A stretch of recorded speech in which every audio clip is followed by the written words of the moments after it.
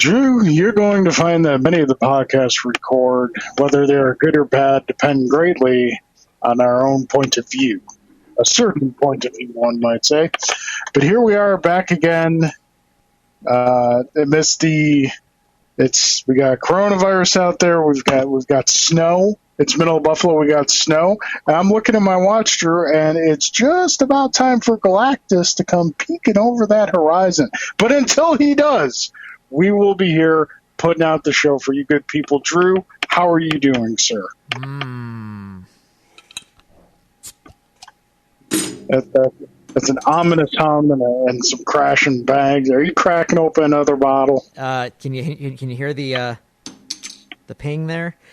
I heard the ping. Yeah. It's been that kind of day, my friend. I'm well. How are you? I'm fine here now. How are you? I'm all right. I'm okay. But okay. The perils of a toddler when mom and dad are trying to work have been mounting on us a bit.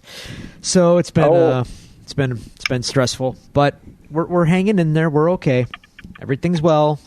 Mom and dad still have employment, so like I said last time I should say, I'm everything's good. Taking everything one day at a time, and yeah.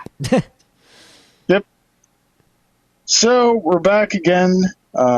It feels good to be back. It feels good to be doing this during this time.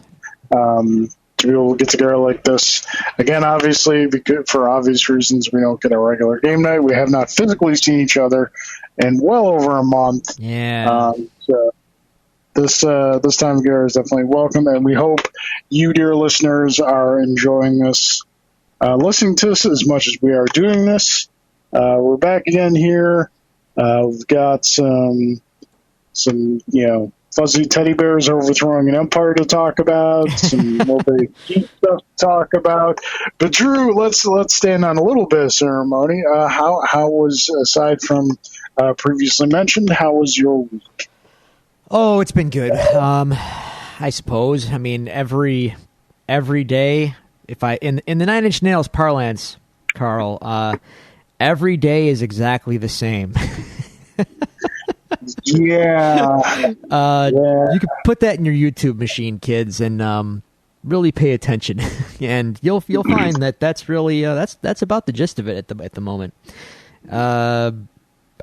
Like today on my team Skype chat for work, it's like everyone's like, "Hey, it's Friday," and we're all trying to be upbeat, and again, we're all happy to still be working, and we're fortunate in that regard. But it's like, yeah, is it though Friday?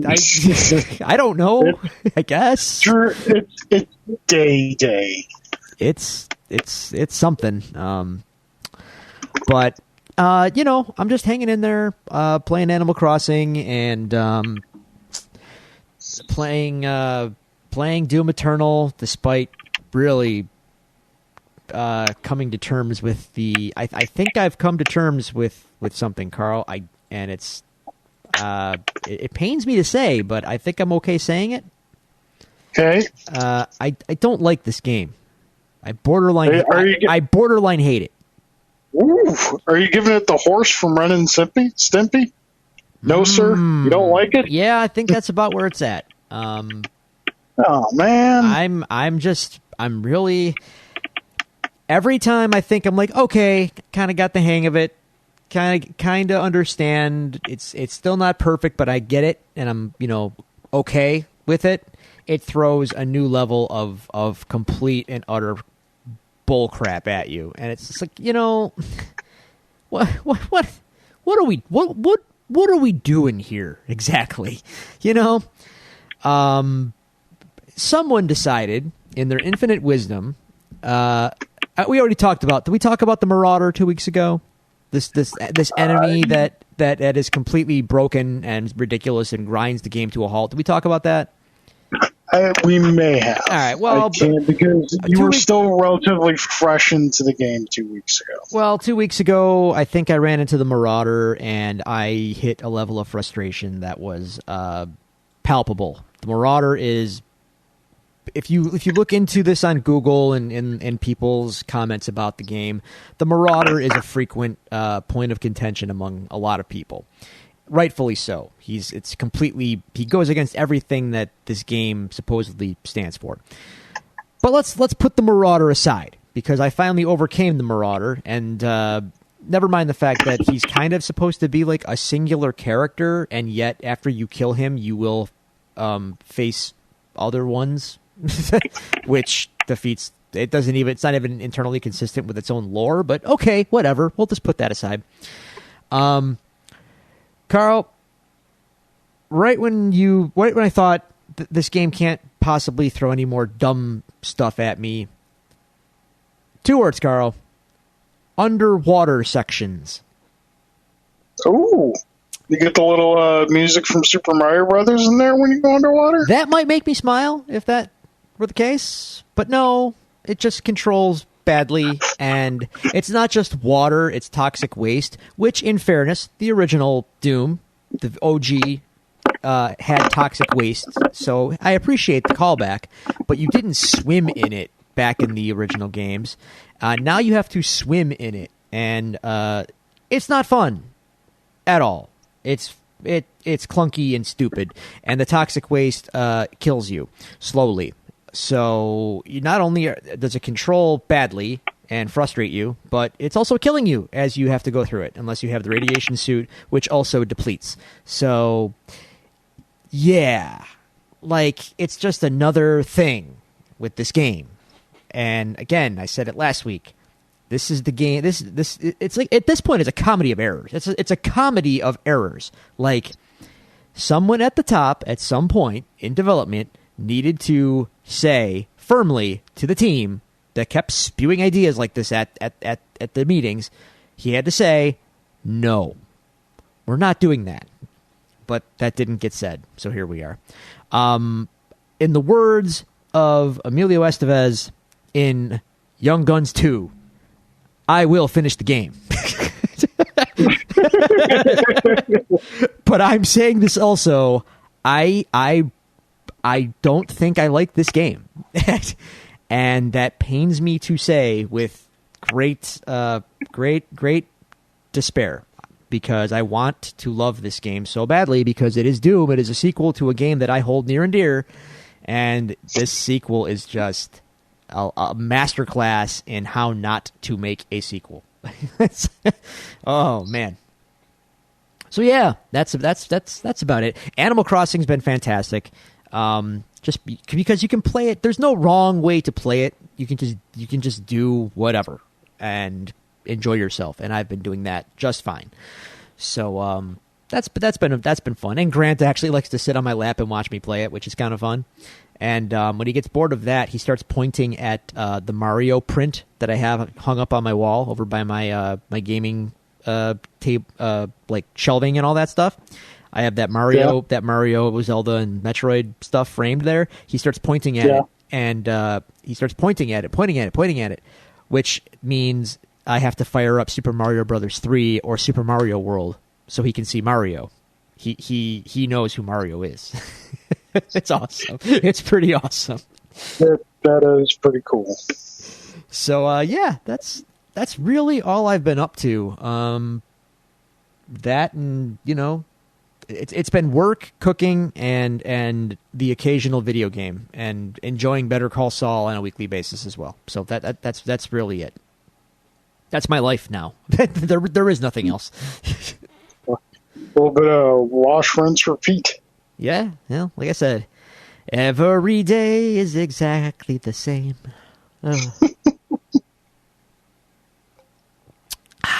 Hence the beer. How are you? I am doing all right. Like you mentioned, the days tend to bleed into one another. There have been a couple mornings where I've legitimately woken up and be like, am I working today or am I not working today? I check the phone. Okay, I'm working today. Let's roll out of bed, take a quick shower, get back into our pajamas, make a cup of coffee, go downstairs to the office. So yeah, it's been going okay. I've been catching up on some reading. I am waiting. Started, and finished Saga Volume 8 this week, and I'm just waiting on number 9 in the mail. I also finished, and obviously Saga being Saga, it's freaking incredible. Yes. I finished the Shadow and Batman crossover from Dynamite that came out a couple years back. It was all right. It was felt kind of paint by numbers to me. Just kind of really, nothing really surprising. It wasn't bad. It was just like, okay, cool. This was the thing. I get it. I did, however, get a new game this week. Did you? Tabletop. I did. No.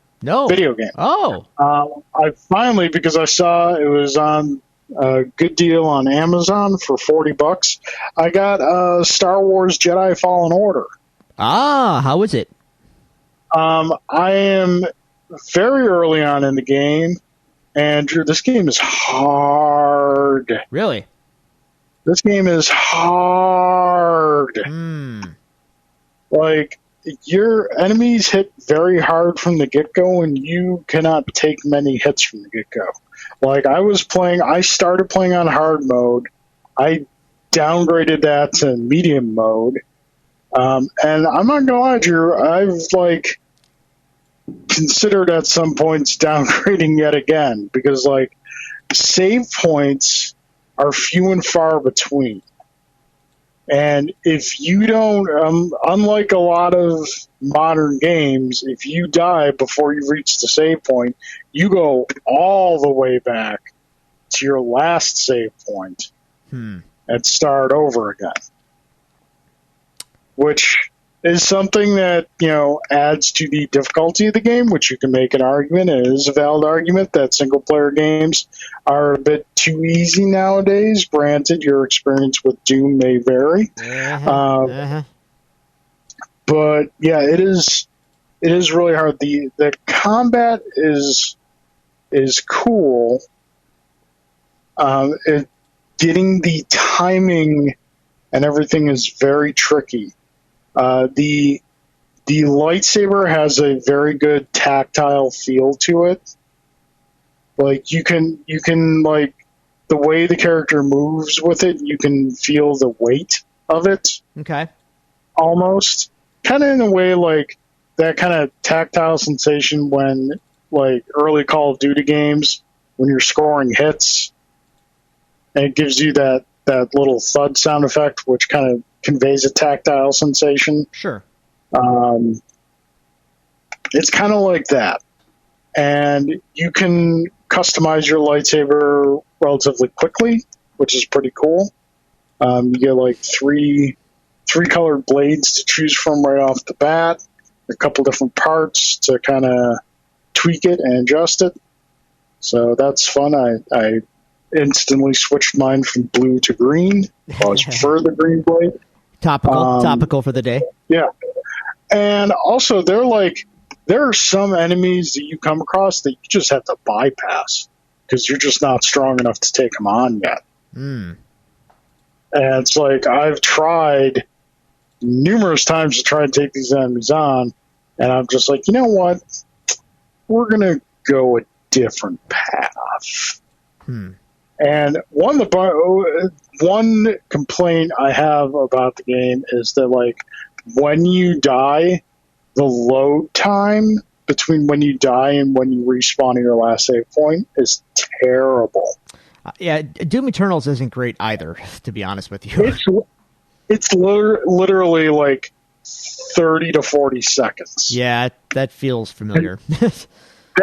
That doesn't sound long, listeners, but just sit and do nothing for 30 to 40 seconds. Yeah, I feel it's for a modern video game. That's a pretty bad load time. But the story so far is interesting. It's hard for me to really get full blown into the story of this game, which is why it took me so long to get around to actually getting it and playing it. Because the story of the game is you were trying to rebuild the Jedi Order. Okay. And the game takes place in between episodes 3 and 4 of the films. Yeah. Spoilers. Well, Spoilers. He's not going to rebuild the Jedi Order. I can't. I'm shocked, Carl. This is my shocked face. Shocked. But so far the game is entertaining. William enjoys it very much. He enjoys watching it. So we're gonna see where this journey takes us. Are you aware of a certain anniversary this week? Anniversary?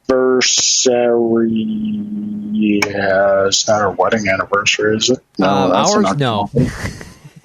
Well, I say ours because our wedding anniversaries are on the same day. It is something of an anniversary of ours, though, to a degree. Oh, you're talking Daredevil? It is 5 years since the premiere of Daredevil on Netflix. Yes, that was last Friday. Man. I did a live stream for that, for our little channel, just to kind of mark the occasion. Yeah? Yeah, not a ton of people showed up, but that's fine. That's fine. So yeah, 5 years, man. Crazy. Now, more and more, we're getting little news stories here, little news stories there. I'm not going to lie. I miss it a lot. I do too. I mean, granted, we will never get it back the way we had it. No. Which is obviously its preferred version. But the more and more we're getting little news stories here and there, I think it is within the foreseeable future we will see old Hornhead on a screen again. Whether it's a movie screen or a television screen, it's to be determined. One can only hope that Disney is smart and has Charlie Cox reprise the role. I hope everybody is on deck because, I mean, it's too good to just leave hanging like that, man. And everyone involved with it is so they're all so game to come back to it. Like I know Charlie Cox is, I know Vincent D'Onofrio is. Like, come on, like. But at the same time, an argument can be made for: do you want to see those versions of those characters in that world? Yes. Do we yes. want? Yes, do I we do. want Fisk in a world where he can't solve a problem with an SUV door? I mean, I don't know, man. I think the niche that the show's filled, there's room for that. It just depends on how much they want to rub it up against the, I don't know, the PG-ness. How much is Vincent D'Onofrio's Kingpin going to have to rub up and play nice with, I don't know, your Ant-Mans or whatever? Like, I don't know. He doesn't have to. They could keep it in his own little corner, and not for nothing, but like, there might not be a car door involved, but Michael Keaton's Vulture seemed to be fairly vicious. There might not be a bloodletting happening, but he threatened to kill Peter pretty blatantly. And Kingpin and Spider-Man, I'd like to see that happen. All right. I mean, I don't know. I think if Marvel's smart, they could. It does. And you're right, but I think there's a way that they could, get their hands dirty a little bit with this stuff while not keeping. They don't. I mean, look, in Infinity War. No, I'm sorry. In the beginning of Endgame, they go to Thanos' home planet and Thor cuts his head off. Like, this stuff can get there if it has to. So, I mean, you're comparing a CGI head of a purple alien granted being cut off to seeing brain matter spill out on the cardboard. But I mean, come on, this is a matter of degree, really. I get what you're saying. I think there's room for this. And Daredevil's too good, man. He's come on. I fully agree with you. So anyway, 5 years. Yes. 5 years removed. So that was our week's, dear listeners. As always, we would love to hear from you. Share some stories, shoot us some questions, contact us. You can do so at the following locations. You can do so you can follow us on Twitter at DevilsDuePod. You can like our Facebook page at facebook.com/DevilsDuePod. You can email us at thedevilsdupod@gmail.com. And you can find all these resources available to you on our website, thedevilsdupodcast.com. And Drew, we do have some emails. All right, so we got 3 emails. First off, with Mr. Cyrus Moore, longtime show contributor. Greetings, gentlemen. It's been quite some time. Hope you are doing well. Just finished your episode featuring your retrospective on New Hope. I enjoyed the topic for the shows. I'm a huge Star Wars fan as well, and can't wait for you to cover the rest of the movies. I'm strange and surprisingly, my favorite movie of the series is Episode 3. I personally love the depiction of Anakin's descent into darkness, and the duel on Mustafar is an absolute treasure for me. My question this week has to do with a YouTube video last year called Scene 38 Reimagined. I was curious what you both think about it. Naturally, when you alter classics, you were treading into special edition territory, but I really enjoyed the work they did with the portrayal of Vader and Obi-Wan's duel. You could feel the anger and power coming from Vader and Kenobi, doing all he can to hold on. It's certainly more entertaining than the dated 70s choreography, but I'm curious what Drew thinks, specifically being such a fan of the original series. I have no time for fan fiction, so... So have you've seen the video, though, right? I think I sat through it once. Exactly once. Yeah. Yeah, I know the one you mean, and yeah, it's fine. It's based. The problem with that is that it's just based on what came after it, and I have no need to dwell on that. It's a matter of it's a certain point of view, I suppose, but all of the excess hatred and choreography of the duel in Episode 3, not to mention the sheer mind-numbing length of the thing. It just teetered on, I don't know, what's the word I'm looking for? Excess for the sake of excess.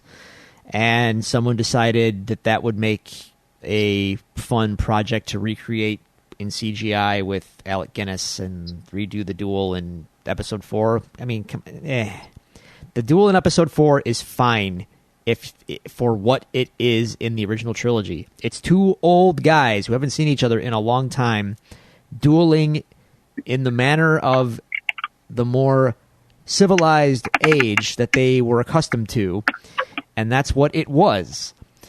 And that's fine. It's perfectly fine. Is it dated in retrospect compared to what came after it with Luke, young whippersnapper Luke, by the way, in Empire and in Jedi? Well, yeah, but Obi-Wan was also meant to be an old man. Another reason why the chronology of these prequels doesn't make any sense to me. Obi-Wan in the original trilogy, to me, was meant to be, like, old. Like, he's old. And then it turns out, like, it's like 15 years ago. Like, oh, well, he's not that old then. Like, those years on Tatooine are harsh, man. Those are unforgettable. Dude, he aged like 30 years in Luke's lifespan. It doesn't make any sense, but okay. Anyway, so look, it's fine. It's a fun little fan thing. I have a friend who years ago would just insist that I watch like these fan edits of movies. I'm telling you, it's better. It's better than the original. This fan edit's fantastic. And I'm like, man, look, I don't care about some one person's vision of what something's supposed to be. Give me the artist's vision of what the thing is, and I will evaluate it as such, and I will judge it as such, and I'm fine with that. Anything else is like, a cover song.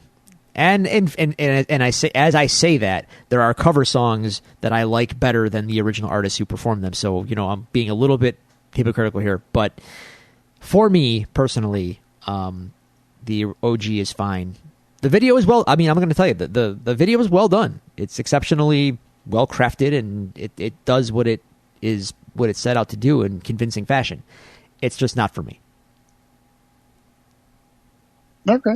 I think, I've watched the video a couple times. I think that when you have a story like Star Wars that has an impact, generations of fan as Star Wars had, it is going to be reinterpreted.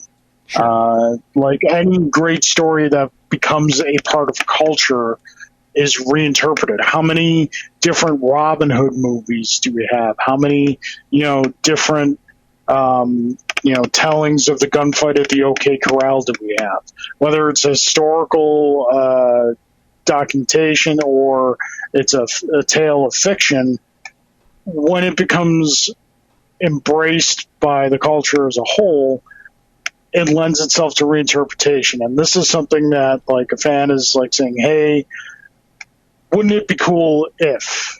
And it's not say that I don't like the original. Like, the original, like you said, is what it is. It's an old man fighting someone who's, half machine.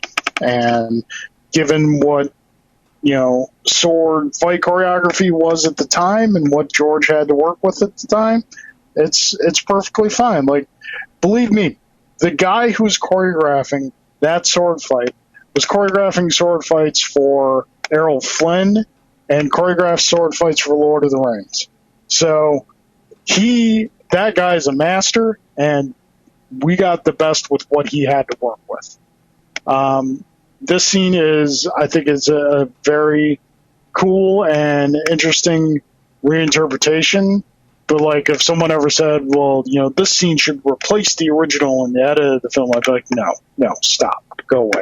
Go put your tinfoil hat back on. Go sit down in the corner and eat your cheese stick. You're fine. But, yeah, it's a cool reinterpretation. I dig it. I can get behind it. If someone said, hey, I've never seen it, should I check it out? I'd be like, yeah, sure. Check it out. So, yeah. All right. That is my thought on that. All right, so now moving on to Mr. And thank you, Cyrus, very much for your question. Moving on to Mr. Chris Taylor. Hey, guys, loved the last episode, but the Boba Fett discussion got me wondering.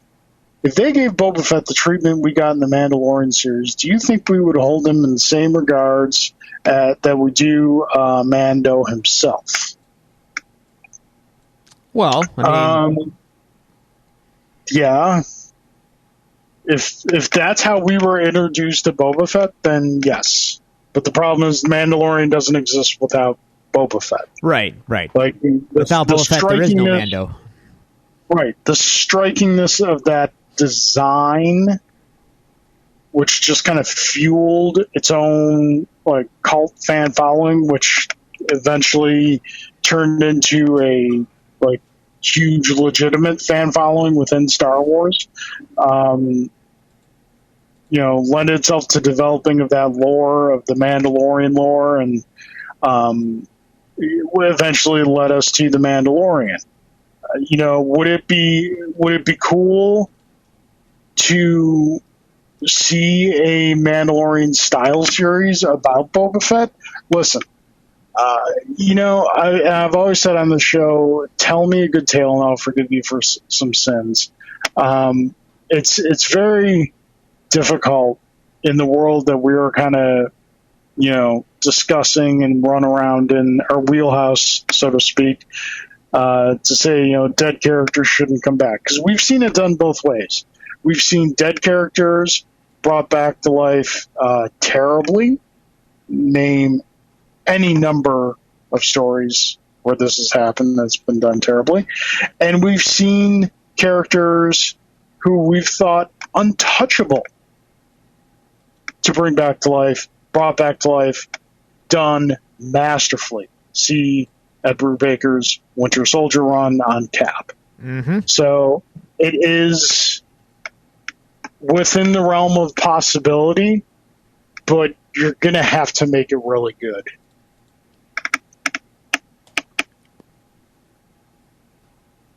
Yeah. Anything good? That's good. That's exactly right. Would I like to see a series about Boba Fett proper in the style of Mando? I suppose, but I mean, is it's we're kind of getting that in a way, like only except and I didn't really think about this too much until recently for whatever reason. We get the extra intrigue in Mando about the Mandalorian culture and the Mando's place in it and whatnot.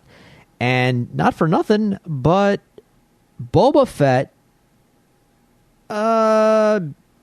is he even a Mando? No. I don't know if Jango Fett was Mandalorian. So... I don't know if that's established in canon or not. And let's just pretend that Jango Fett, which again, I don't care about Jango Fett in the slightest, but let's just pretend that Jango Fett was Mando. Let's say he was. Well, we didn't have really any real indication of that or him caring about the culture as we know it anyway, based on what we've seen in the show. Right. The dude's walking around nonchalantly without a helmet on all the time.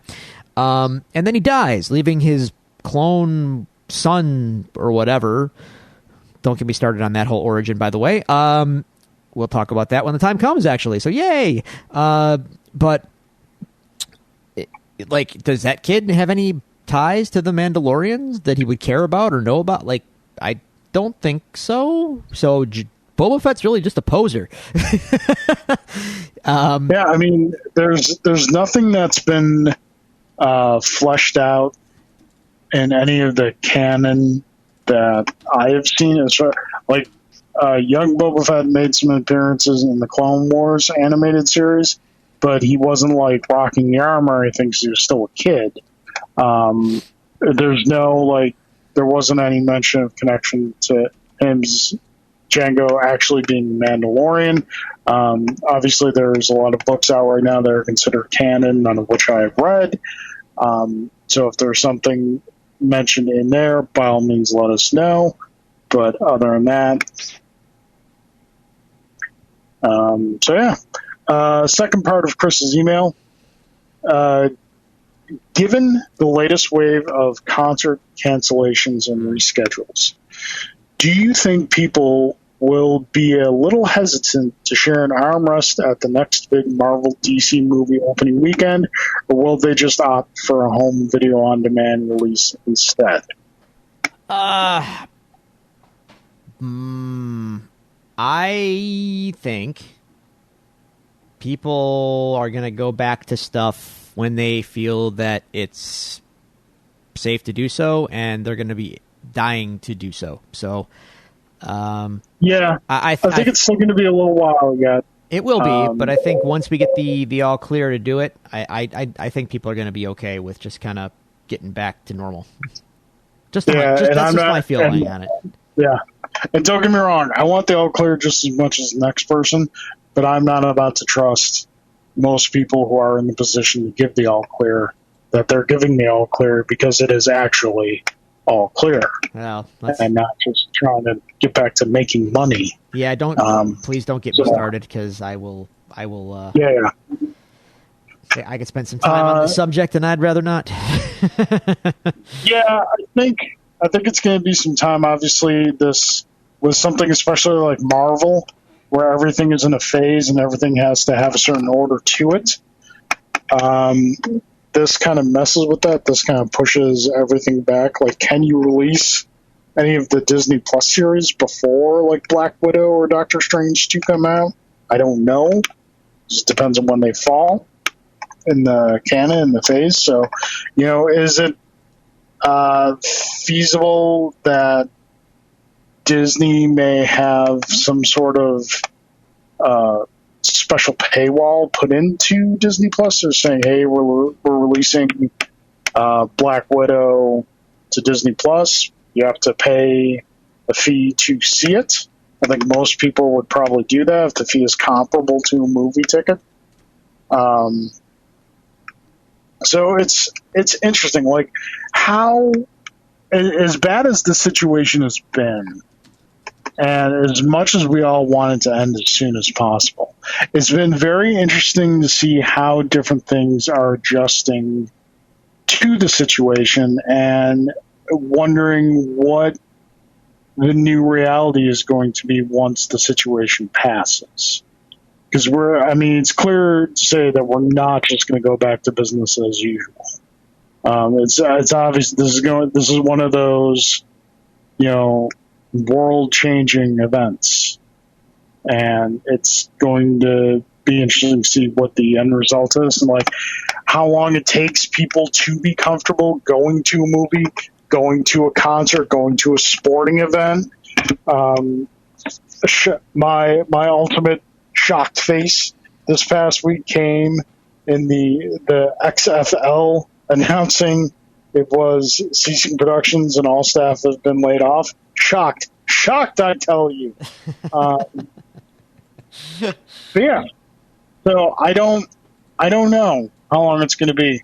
But it will be an interesting phenomena to witness, for lack of a better term. All I know is I have tickets to Tool, and I have tickets to Gojira and Deftones, and I have tickets to All Elite Wrestling. And as soon as they say that those shows are happening, I'm going. I don't care. So then let me ask you this: okay, so if they say if they say shows are on, come one, come all, before you feel 100% comfortable that it is actually safe to go. It depends on how comfortable I feel. I have to see. I'm driven by data, more or less. So if I see the numbers coming down, if we are over the worst of this curve, and things are on the decline for a good period of time, I'm fine. But if it's still, if there's still hot patches, if you will, of the stuff going on, and if there's still flare-ups here and there, I'll be more reticent. But show me the data, and I'll go with that. I'm very pragmatic in my approach. I'm not like right now. No. I'm not going to anything right now because everything wisely is canceled. But once the data shows, like, look, it's statistically very unlikely that we will have another breakout, the way it has been for the last few months. Once we're back to air quotes normal, I will readily go to these events, and I will welcome them wholeheartedly because I miss that stuff a lot. Yeah. But, however, don't take my attitude to be such that I'm not endorsing anyone do that right now. So, like that situation in Michigan and, these people planning their little thing in Buffalo this week. Look,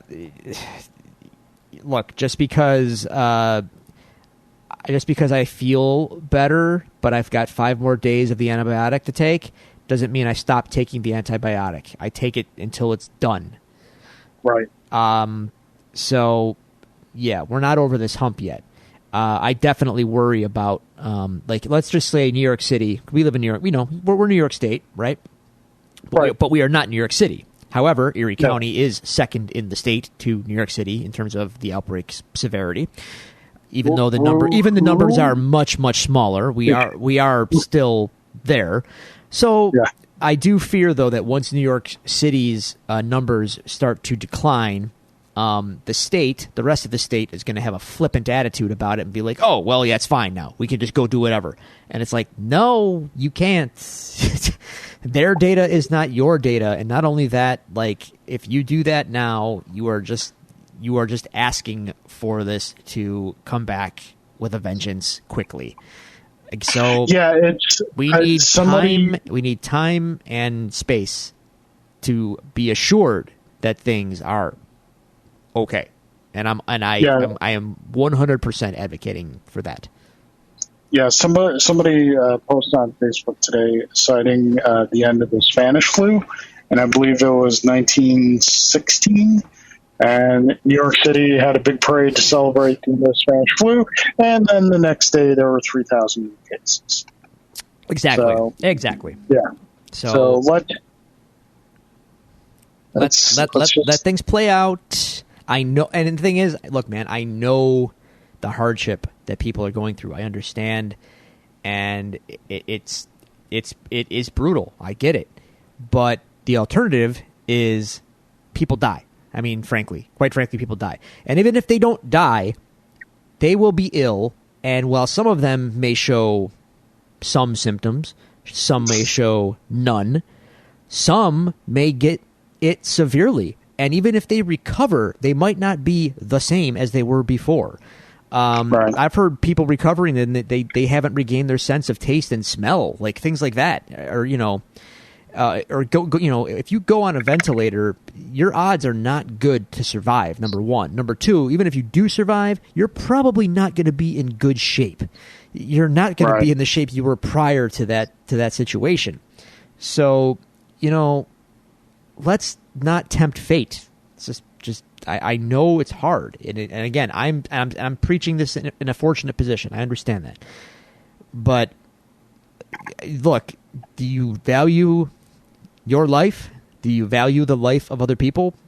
If so, be smart and just hold tight for a little while longer, and we're all going to get over this. Yeah, I mean, there's really nothing more you can say beyond that. I mean, I got friends who are nurses, and a friend who's a doctor, and my best friend Jim is a radiology tech, and he's working in Buffalo General. Like he's in the heart of where this thing is being treated in this area, and my best goes out to him, and obviously all those who are doing everything they can to try and keep some semblance of normal life for us and fighting this thing. But folks, you're being asked to sit home and just watch some TV for a while. Well, so, unfortunately, I hear you, Carl. Unfortunately, the world that we live in, just because it's gripped by global pandemic and everyone is fearing for their lives, their well-being, and their jobs, the bills don't stop, and business gonna business, unfortunately, and that's I said I didn't want to get into this, so let's maybe just kind of put a button in it. But man, I'm gonna tell you, I'm getting real tired of businesses superseding people, and that's getting real tiring to me. Has been for a long time, and this situation is compounding all the feelings I have about it, and it's just maybe a topic for another day, but it really grinds my gears. So Chris closes out asking also, how many months is winter in Western New York? Chris, the answer to that is as many as it wants to be. As many months as it will. Let's see. The better question is, how many months can summer steal from winter without getting caught? The answer is a few. Yeah, that's true. So, Chris, thank you very much for your questions. We appreciate it. Now on to Mr. J. Gelsomino, whose tag team partner is conspicuously absent this week. That's okay. Nothing for Mr. Alan Wares. Alan's grinding. It's okay. Jay, he's rise and grind, Alan. He's doing good. Jay is here for us again. Alan posed a question on Facebook today. Should he grow a fro during quarantine? Yes. The answer, Alan, is yes. Absolutely. Yes. Combined with his weight loss, Alan is going to come out of this like Black Dynamite. He's going to be like the man. He is. Just grow it, Alan. Ladies are going to be melting for Alan Waiters when this is all said and done. Okay, by the way, Alan, I hit my 20 pounds. 20 pounds down, my friend. Woo-hoo. I did it. 20 pounds. There we go. All right, Drew and Carl, if you could take one bad sequel to a movie and make it good, what movie is it, and how would you change it? Okay, bad sequels. And make it good. Here's You're gonna have to help me, Carl. Give me some bad sequels. All right. Well, since going on the theme of the episode, since we're talking thirds in a trilogy, we'll go down the line. Godfather Part 3, Dark Knight Rises. Oh, wow. So, okay. Yeah. I am thinking second movie, but yeah, third. Okay, thirds, sure. Okay, Godfather Part 3. Recast Sofia Coppola. Done. And maybe tighten up the script a little bit with the whole Vatican plot. It was a little thick, a little weird, but... Yeah. Recast Sofia Coppola and just pay Robert De Niro what he wants. Oh, I don't know about that. I mean, Vito was dead by then, so it's fine. It was Michael's story anyway to begin with. So just tighten up that script. Oh, no, I'm sorry. I said Robert De Niro. I meant Robert Duvall. Yes. Well, not only do you recast Sofia Coppola, maybe George Hamilton out of there. Get Robert Duvall back in. George Hamilton, I forgot about him. Oh God, yeah. And I'm saying this is someone who likes Godfather Part 3. It's a film. It is a film. Yeah. Dark Knight Rises. Oh boy, where to begin with that? Start plugging those potholes. Start just okay. You know the script for Dark Knight Rises? Just go ahead and throw that away. Start over again. Yeah. Because, man, did that thing not hold up at all, really.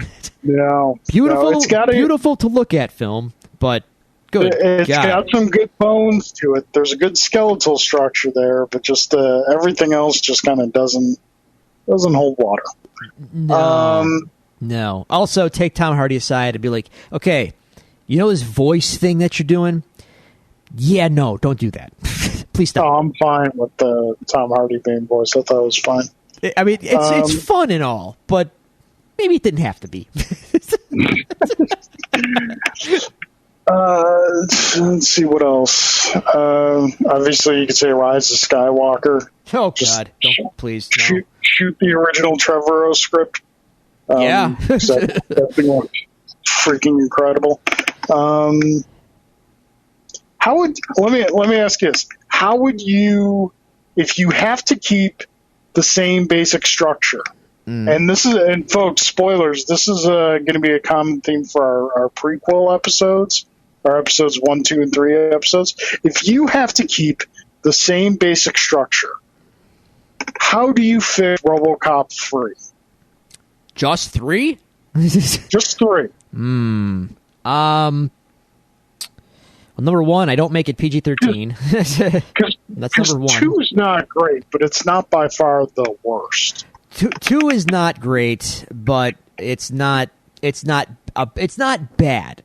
Okay, let's be clear. It's not bad, but it is a shift, a tonal shift, especially from the first. I mean, to be fair, the first it's so lightning in a bottle. I mean, like to recreate that is nigh impossible. But let's talk about 3. Right. Okay, so 3. Number 1, it has to be rated R. You can't make RoboCop PG-13. You just can't. Number 2, I mean, you gonna ditch the robot ninjas? Yeah, ditch the ninja. And maybe keep the robot ninjas, but don't make them look like humans. Even then, just ditch the robot ninjas entirely. Set up the villains to be more like the military bad guy. That's enough, really. That's really all you need. I mean, Boddicker wasn't a robot superhuman in the first one, and he was enough to carry, the villainous weight. So just set up the antagonists a little more. RoboCop versus OCP. In a formal capacity with the plight of the common people behind him, that's all fine. Like on paper, that's all great. So I would say just make it rated R, tighten up the script, and I don't know. Maybe don't kill Lewis. I don't know. Not that that's like anything that's not something that like hinges the whole. That's not the downfall of RoboCop 3. It's just something that happens in it. Yeah. All right, cool. And you know what? To be fair though, like maybe, RoboCop needs more character development as well. I don't know. I got to think that through. But like it's like he has the character reveal, the big revelation in the first movie that he is this other person, and then so he's neither. He knows that he's not. He is Murphy, but he's not really Murphy. He doesn't really remember being Murphy. He just has Murphy's memories. He's this kind of RoboCop is RoboCop essentially, right? He has to make peace with who he was and who he is. They kind of follow through with that in 2, but not to any real satisfying degree.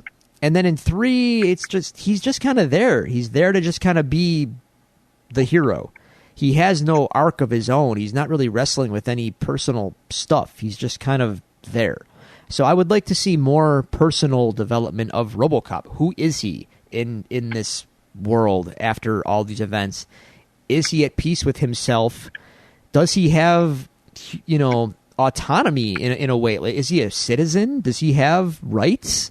Like, and if so, what, is he okay with his life? Like, give me more of that, and then build that into the bigger story with OCP and Delta City's actual construction, and again the corporation versus the poor and whatnot.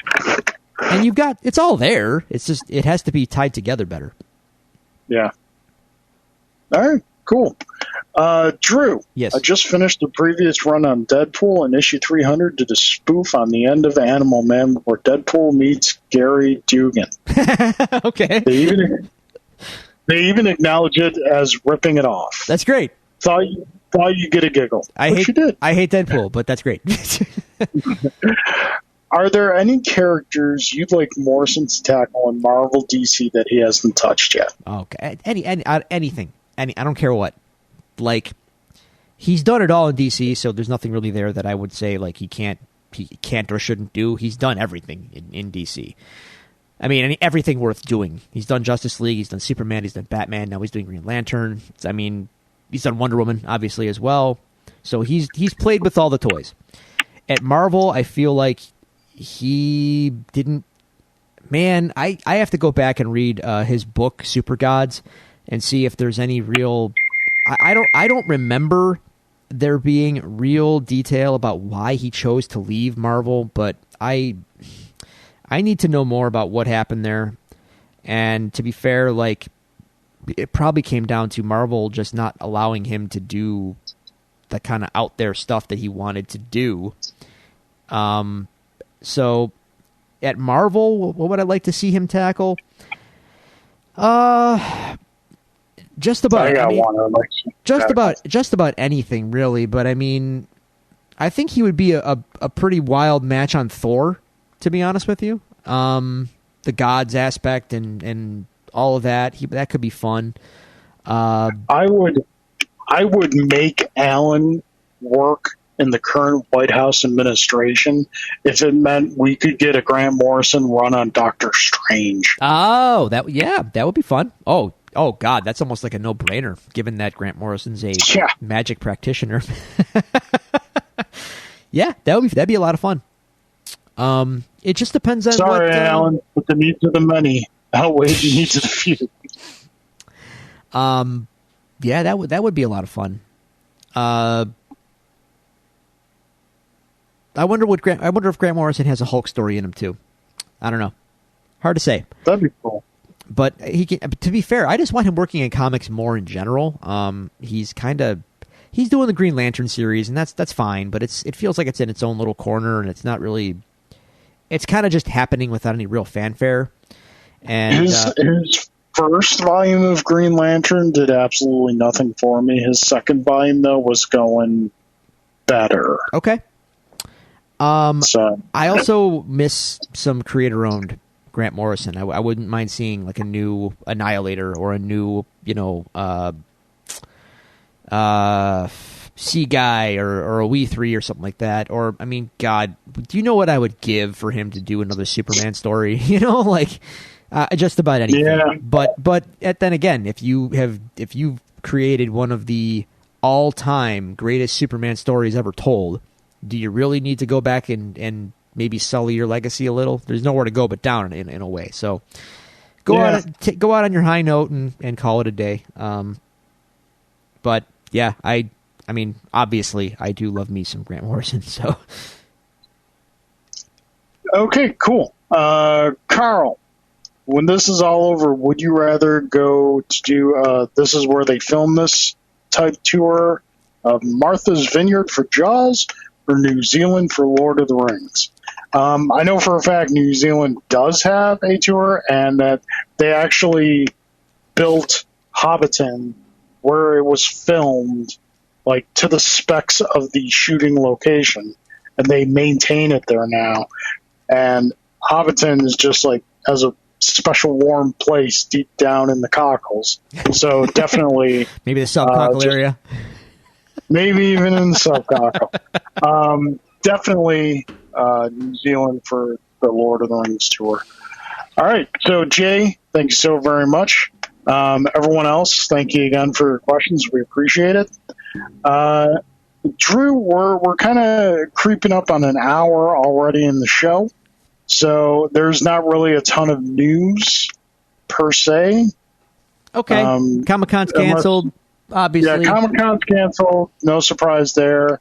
J.J. Abrams is doing Justice League Dark series for HBO now. Fine, why not? Yeah.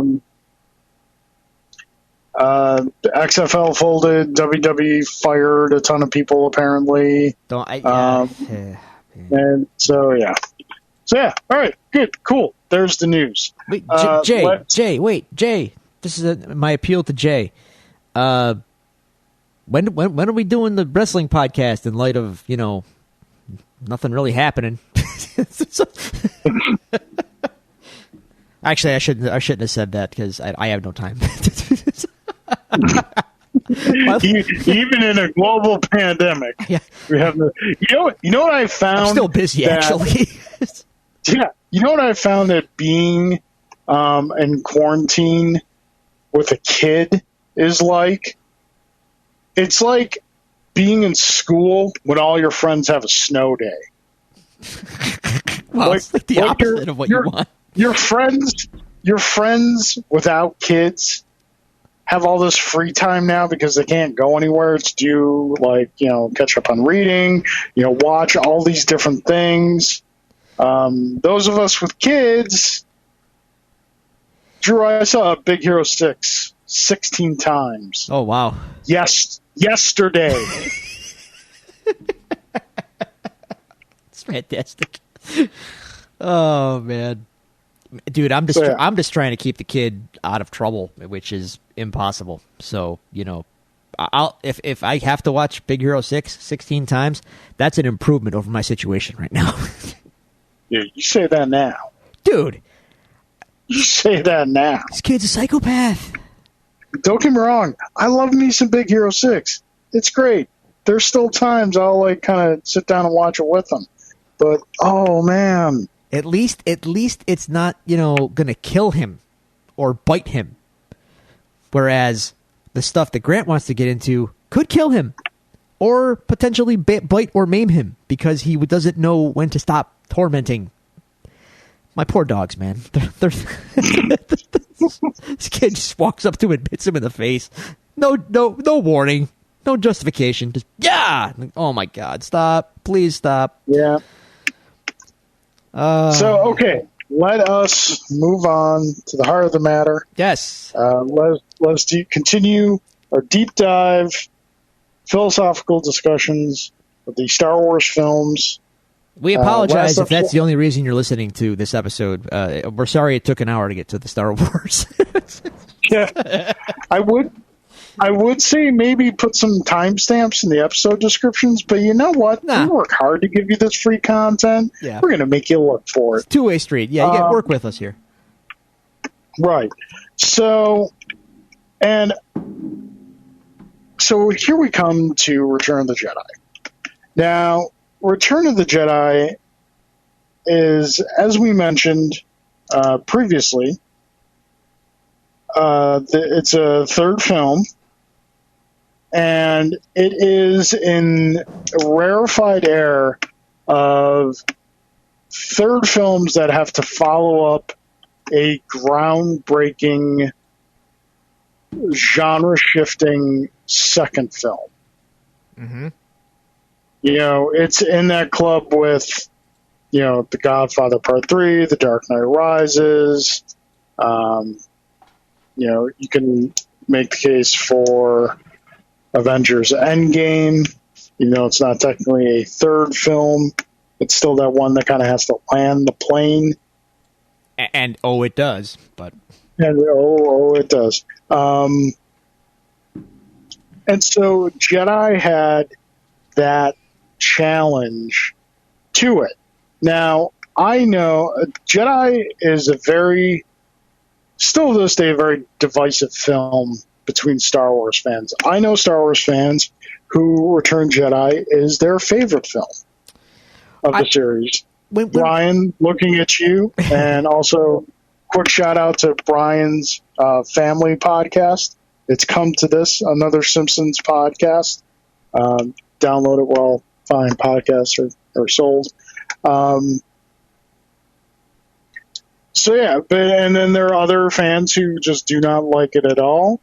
There are some fans who like it, but admit that it is state that it is a bad film.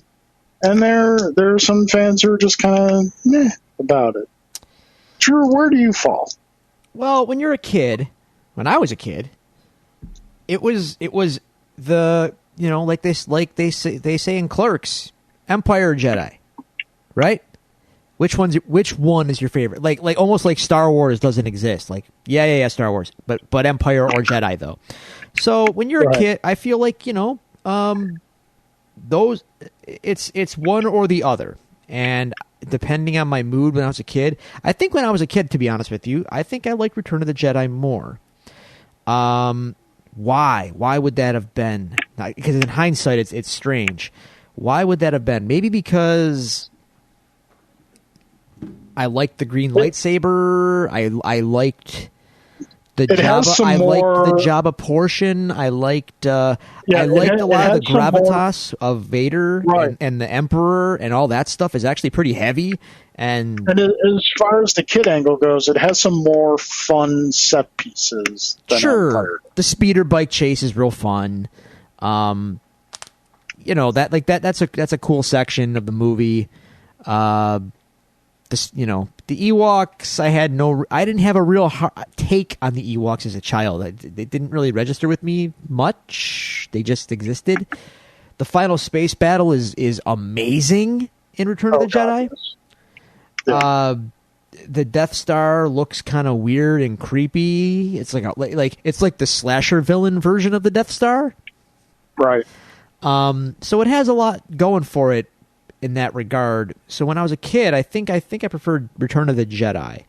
But once I reached a certain age of reason, or of and once you develop the palate, I guess once I started looking beyond the superficial and more into the substance and into the the subtext of it all, Empire just chef's kiss. Empire is everything, as we discussed in our last episode, and Jedi's flaws unfortunately start to show. But it's still good. I still enjoy it quite a bit. Yeah. But I am ready to admit its flaws. The Ewok angle is strange in hindsight, and it's like, wow, we're taking this weird turn here with our heroes, and they're being subservient to teddy bears in the name of a galactic war. Okay, right. Sure, that's something that is happening right now.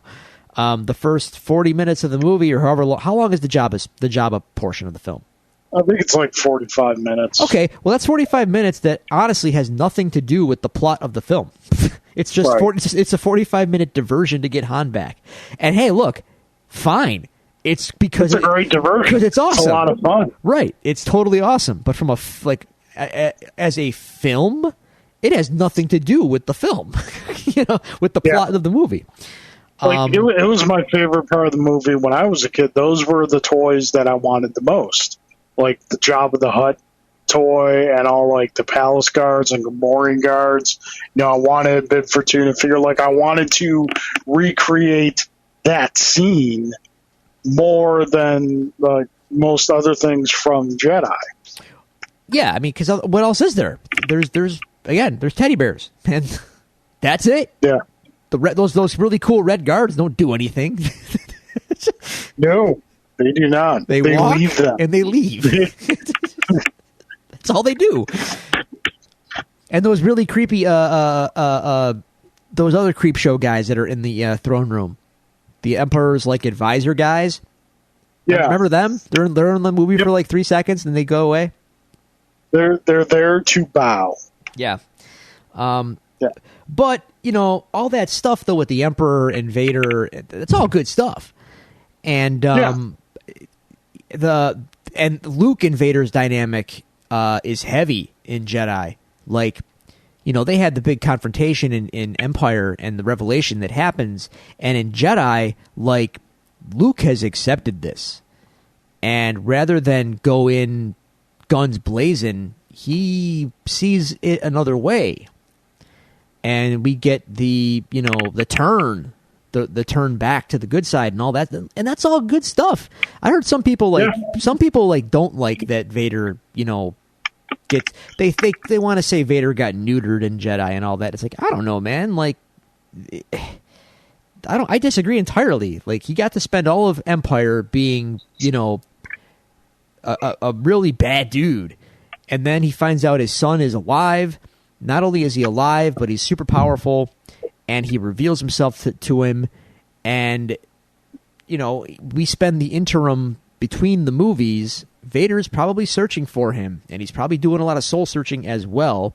And he knows that the Emperor wants him. The Emperor will turn him, or he will kill him. Now, Vader, he might be evil, but he's still a man. There is a semblance of a man in that armor. And you're telling me your boss says, we're going to turn your kid bad with us, or we're going to kill him.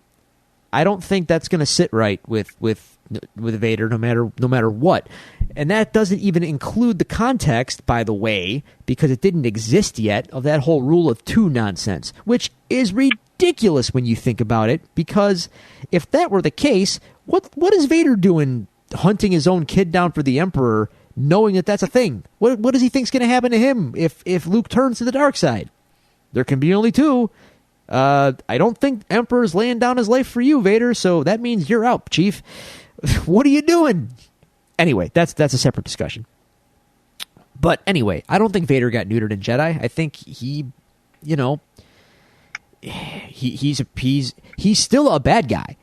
But he now is trying to appeal to his son, and his son is trying to appeal to him. And, man, the end duel, the end duel is fantastic. And not for the reasons Star Wars fans who worship at the altar of, like, the Episode 1 duel think it is.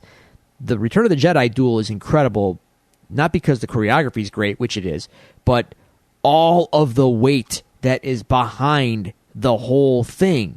All of the emotional weight, the plot weight behind it all is so important that it makes that duel just the most. It's everything. It's not just flash. I mean, it's flashier than like we said earlier, Obi-Wan and Vader in Episode 4. But dude, it's Vader versus Luke, father versus son, with the fate of the whole rebellion on the line. And not only that, Luke is coming to terms with like his own ascension as a Jedi, his own development, and he's realizing the path he's on. This is Luke wearing all black. He is, whether he realizes it or not, following down his father's footsteps until he realizes it in the end and turns away. And that ultimately wins.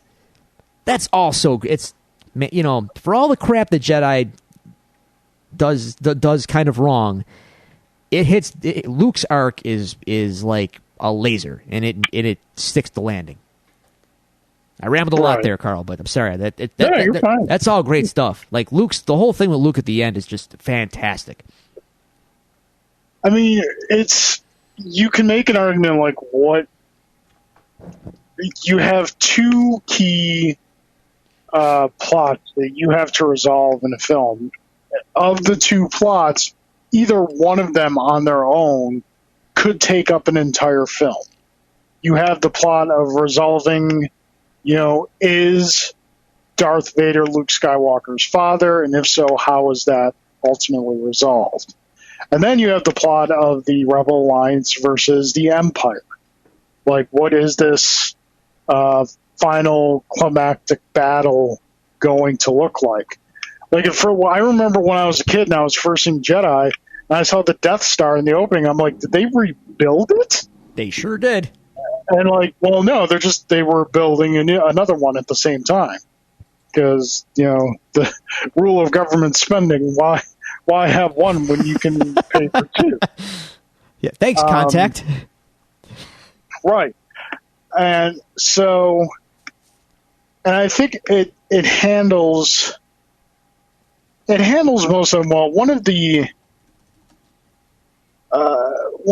shortcomings of the films, and again, you only have so much screen time to work with, is we don't get a sense of the larger world beyond the empire that we see on screen and the rebellion that we see on screen. Like, we don't know what the empire is fighting to maintain, and we don't know what the rebellion is fighting to overcome.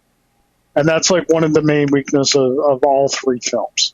And for all their flaws, that's flushed out a little bit in the prequels. Like, we see the grander world as it exists and what led to these things. But it's kind of hard to see that from the perspective of just what we see in these films. And again, you only have so much screen time to work with, and you have these two massive stories you got to land. Ewoks were a thing when the film came out, and like we got two canon television film sequels, just cashing in on Wait, Ewoks. Canon? I believe those films are still considered canon. No way. I'll double check. They might still be considered canon. But yeah, it's like I heard. I feel like this is an episode of Toy Galaxy all of a sudden. Yeah. Is it canon? Right. I heard an interview with Lucas, and he said, like, originally in the script, the Ewoks were Wookiees. But a race of primitive Wookiees didn't make sense because I had already established Chewbacca as being able to fly a ship and repair it and be, very intelligent. So I just, cut the Wookiees in half and made them smaller. For a long, when you're a kid, that's really all the explanation you need. Yeah. You're not thinking of, would a rock really do something against battle armor? Or would arrow shot by a very small being, only possessing so much physical mass and muscle, be able to actually penetrate this armor? You're not thinking that. You're thinking, whoa, this is an awesome battle going on right here. Hey, what are those things there? They're like AT-ATs, but smaller. It's like the AT-AT pooped, and we got that. The internet tells me that the films were classified as C canon, whatever that means.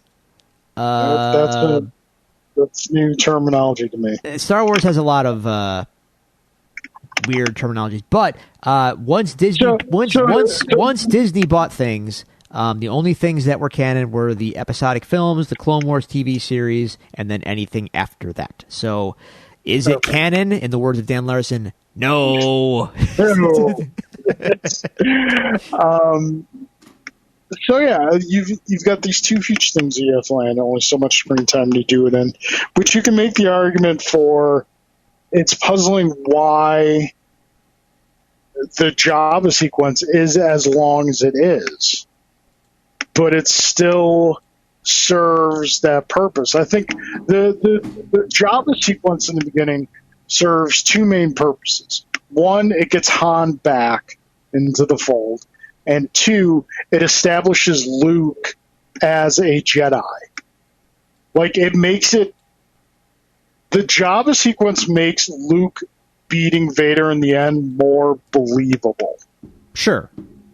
Because we have seen that he is not the broken, defeated character we saw at the end of Empire, and not the doe-eyed, wandering farm boy that we saw at the end of A New Hope. No, he's fully realized. Right.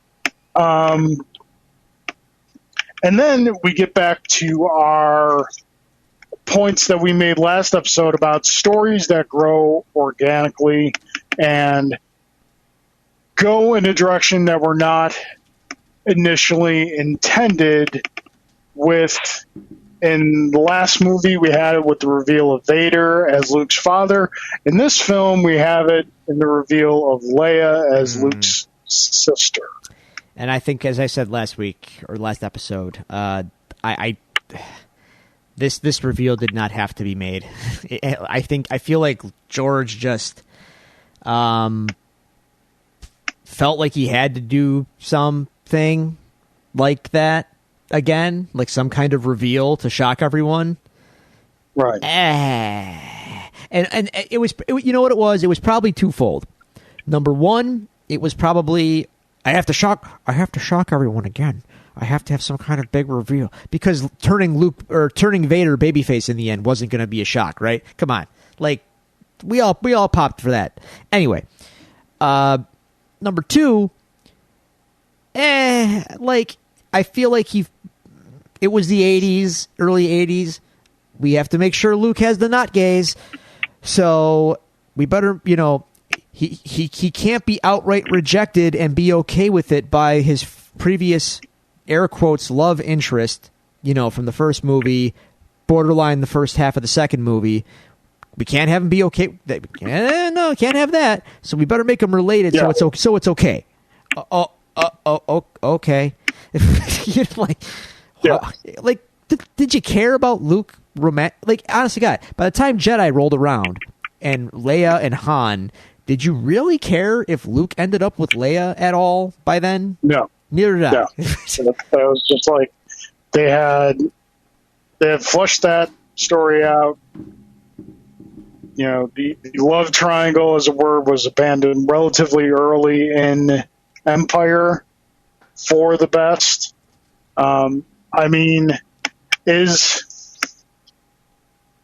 the reveal of Leia being Luke's sister, because that reveal was made back, when obviously the movie was first made, we saw it all when we were kids, and when we were kids, we're like, okay, cool, let's move on to the flashy. I thought it was weird when I was a kid, stuff. Man. I mean, because I had seen Empire. Sure. I saw Empire. Yeah. She kissed that dude. Yeah. What's going on here?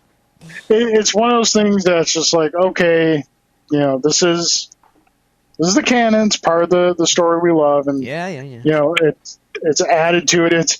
It's given. It's got holes in it, in that the biggest hole being what we understood of the Force back then. Leia being Luke's sister, ergo being Vader's daughter, and Vader having the encounters with Leia that he had. Yeah, right. Not sensing something through the Force. You can. Yeah. So. Yeah. No, I mean, again, you're totally right. It's the canon. It's part of what it is, and it was one of those things that has really been flushed out and used as a good bedrock for the sequel trilogy, where we see that the great sin of the Skywalker family is ultimately vanity, and the only one to ever defeat that sin is in fact Leia. whereas Anakin succumbed to his own vanity, and that led him to becoming Vader. Luke succumbed to his own vanity, and that led him to losing Ben Solo to the dark side and buying into his own legend. Leia never does that. Leia is the most emotionally and mentally secure and stable member of that family. When you think about it, and that can be kind of surprising. Yeah, I don't want to. I'm reluctant to judge anything in the original trilogy based on how it played out in the sequels. So I'm gonna table that for now. But you know, Leia didn't need that baggage, and Luke didn't need that bag. Like that, the whole thing just didn't need to really be done. It is what it is. Like you said, it is the canon. We have to accept it, and that's fine. But it just never really landed right with me. And I feel like it's just too big a thing to just drop out there and just let it go. We're wrapping all this up, so we're gonna have this big reveal. Leia spends like no time at all dwelling on the idea that, wait, you're my brother, that means Vader is my father too. She doesn't think about that at all. Like, it doesn't even affect her. Right.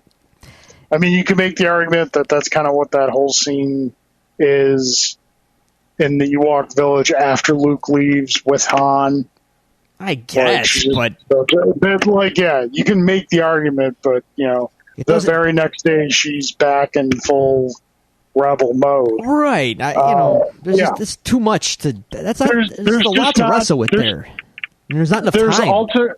Ultimately, it comes down to there's not enough real estate in the film to deal with it the way it deserved to be dealt with. Not to mention, we spent 45 minutes rescuing Han Solo so he can do effectively nothing for the rest of the film. Hey, Han was shooting people. I guess. He was commanding. He was being Han. Anyone could have really done that. He had an idea. Like nothing about any of that really. Han, like that didn't have to be Han Solo. You know what I mean? It just felt like his character had no agency whatsoever in this film. He gets rescued and then he's just kind of there. So you're saying that if Han Solo is not in this film, it does not change the outcome, not unlike another Harrison Ford famous role. Raiders of the Lost Ark. Raiders of the Lost Ark. The only difference there is that film is about Indiana Jones, whereas Return of the Jedi is not about Han Solo at all.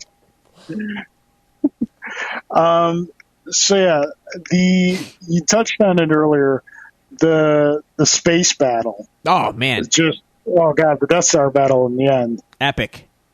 The only thing that is on the same level and in some ways surpasses is the Scarif battle in Rogue One. Yeah, which was easily inspired by this battle in Return of the Jedi. Right. It's the scope is, talk about a scope change. What you're witnessing in that sequence in Jedi, honestly, is like an evolution of not just, it's not just the movie escalating the stakes. You're watching literally film history being made. You're seeing ILM, who pioneered a lot of this stuff in A New Hope, and then 6 years later, they have 6 more years to refine their craft, and the result is that ending battle in Jedi. Like, you're seeing cinema history being made. Right. And even at that point, even with that 6 years of developing their craft, there's still things that don't work out, i.e. the B-Wing.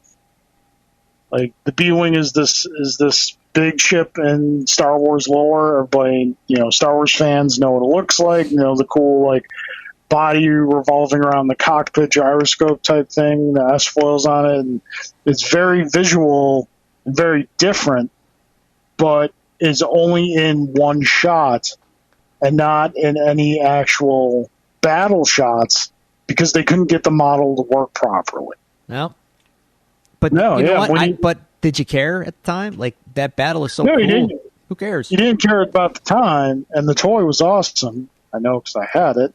Of course you did.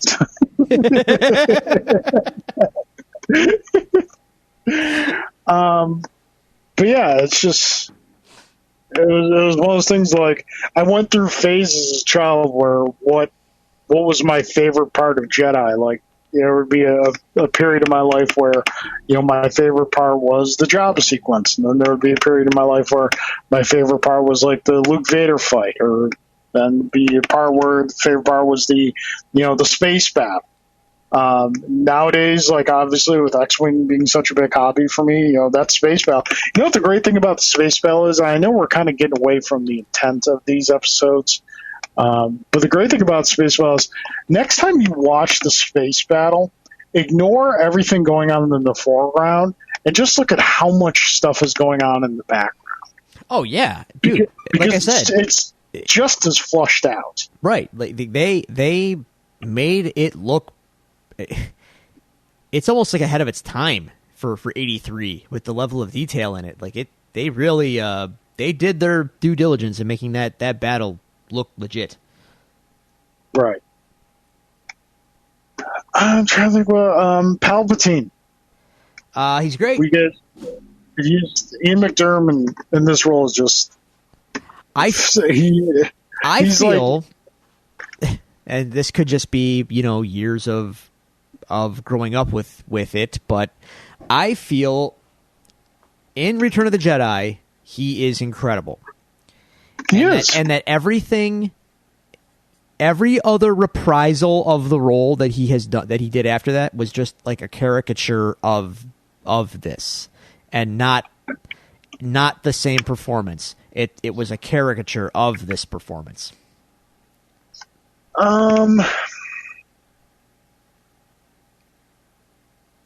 You're not 100% wrong. But I can't let's just say get behind your statement. The subtlety was lost after this. Right. Well, that's my point. You're right. You're right there. The subtlety was lost. But yeah, just like finally this character getting fleshed out, we get to see him. That's been talked about for 2 films, and we get to see him played out and just beautifully by Ian McDermott. And it's fantastic. There are a lot of really great parts of this movie that I think get overlooked a lot. I think the cool thing about the Emperor, and again, like, context is everything in a way, and the context is so lost now just based on everything that has come after this. We got, as the 3 movies in the original trilogy go along, we were introduced into the different aspects of the Force and the different shapes it could take over the course of these 3 movies. In A New Hope, the Force and the Jedi, we think of like feelings, a sixth sense kind of thing that can play with your mind if the mind is, weak enough to be susceptible, and laser swords, knights, right? In Empire, it expands more. Yoda shows us that it's not just about fighting and laser swords. In fact, that stuff is not it at all. It's more than that. It's moving things with your mind. It's everything in between us. It's not physical crude matter, as Yoda points out. And then we see like Yoda's twisted reflection in the Emperor in the 3rd movie, this dark wizard, and he throws lightning from his hands. This guy is powerful in a way that we haven't even seen before, which makes the whole. I don't want to get too deep, but we're gonna get to it. But I'm just gonna put it out there now. He has no use for a lightsaber. He calls it a Jedi weapon, as in, I'm not a Jedi. I'm beyond all that. The Emperor is like evil force incarnate. He doesn't have to use a laser sword because he doesn't have to use physical power at all. He's like Dark Yoda. He will throw lightning at you. He will use like these dark wizard powers that you've never seen before in his combat. Should he have to use the combat to begin with? It's great. Like we get this peek into the Force as this, the Force gets revealed over 3 films in different aspects, and the Emperor's reveal is like the final reveal that we get, and it's just great. It's fantastic. Yeah, no, it's definite, and you get just the way that he brings about things you haven't seen before is really well done. I'm trying to think, because like,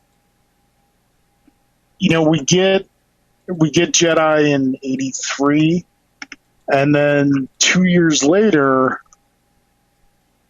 you can argue to his credit, Lucas just kind of shuts down Star Wars.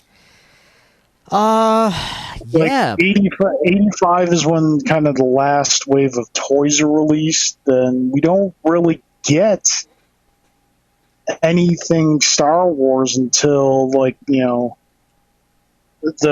early mid 90s, when the Power of the Force figures come out and start generating some excitement, and then I remember the VHS remasters being a very big deal. Right, yeah, the THX remasters came out. So, even let me ask you, because you're a little older than I am. Your memory from that era might be a little sharper than mine. To me, growing up at the time, like Star Wars, it never went away for me. It was always there on VHS. So sure, it wasn't like there weren't toys in stores, but these movies ruled hard, and me and all my friends liked them and loved them, and like Star Wars was never like. I guess it's weird for me to think of a time when it went away, because if for me as a kid, it never went away. It was always there. I mean, it's. When you have the love for it that we do, yes, it's always there in one form or another. As far as like part of the larger cultural zeitgeist, it definitely went away. It was like try and think of like if Marvel just kind of stopped 2 years after Endgame. Like nothing, no new announcements, no, hey, we're going to do this thing, no new product, nothing, just stopped for like 10 years. And that's kind of what it was. That's kind of what it was like, because back at that time, Star Wars was back then kind of what Marvel is now. I mean, granted, Star Wars is still Star Wars, but it's in a different form than what it was back then. Okay. And so, there was still, kids still wanted it, kids still loved it. Now, granted, toy sales were declining because we're getting into like kind of the beginnings of the golden age of children's toys in the 80s. I believe 83 is the year He-Man debuted, and one of the big marketing points of He-Man was putting He-Man figures next to Star Wars action figures, which in comparison just make Star Wars action figures look pretty crappy. Right. And so Lucas just kind of put a stop on it. And that was like that thing that we wanted. We've talked about in previous episodes how we would like to see superhero films kind of stop and take a breather for a while. Lucas actually did back in 85. Now, granted, it was a 10-year breather, and it was outside stuff that kind of got him going on it again. The Timothy Zahn Thrawn trilogy was a big kind of like spark to the fire. And like those were kind of the two big sparks that got it up and running again in the early '90s was the Zahn trilogy and the Power of the Force figures. Just kind of reminding people again that Star Wars was out there, and that was kind of the beginning of the second wave of fandom, which we are still into to this day. So, and then that brings us to the point we cover in each of these episodes so far is the special edition of Return of the Jedi, which has some really, really bad additions. You can make the argument Jedi gets the might worst. be the worst. It is easily the worst. Like we all say Han shot first, and the Jabba scene in Star Wars is terrible. That stuff is bad. That stuff is bad. But you know what? It's not. It's not that stupid musical crap that he did in Jedi. That literally jolts you out of the movie entirely. Oh my God! Can I tell you how bad this that scene in Jabba's palace, dude? It breaks everything. I'll let Greedo shoot first 100 times out of 100 if it means putting the old song back in Jabba's palace. I cannot stand that sequence in Jedi. Oh my God, it is so bad. It was. I hated it back then, and I generally am okay with the special editions, as we've discussed. I hated it back then, and upon a recent viewing of it again, it does not look good at all. It's totfold. The song looks terrible. It looks bad. The song is completely out of place. It is tonally. It is a tonal mismatch entirely for the rest of the film. It doesn't fit at all. It is this jarring insert that just makes no sense. It makes no sense. And it's just awful. It is terrible.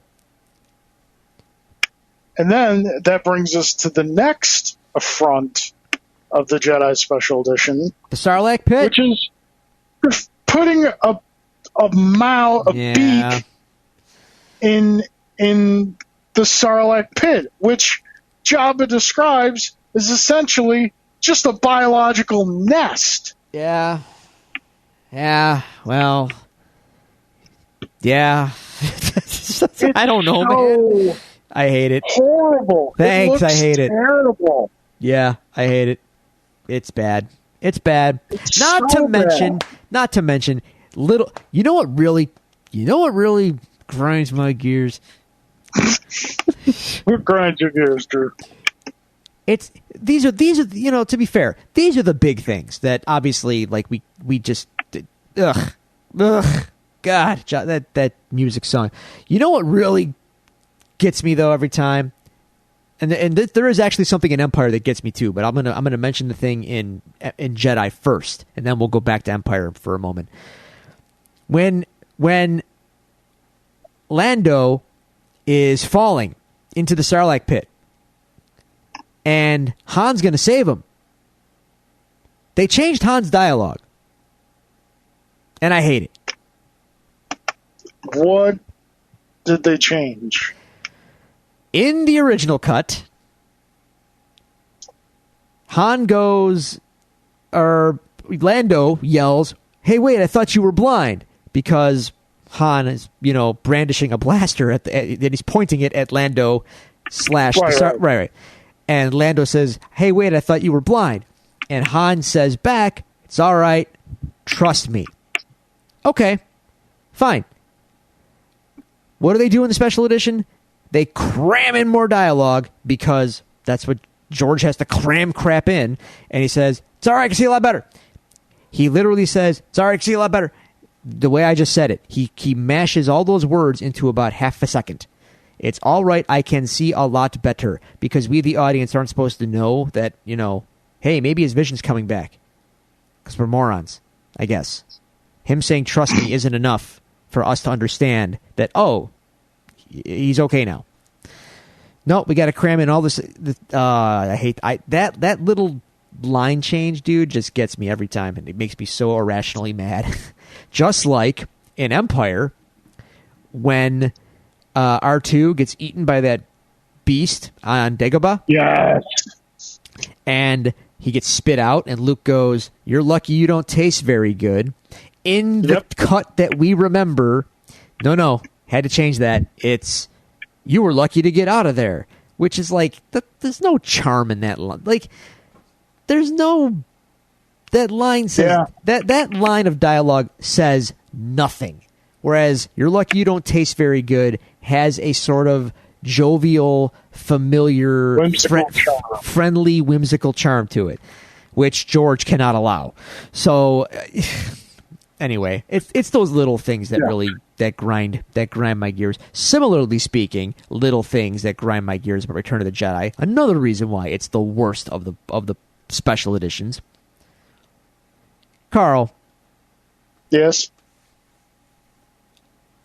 Cinema film is a medium unto itself. It's a visual medium.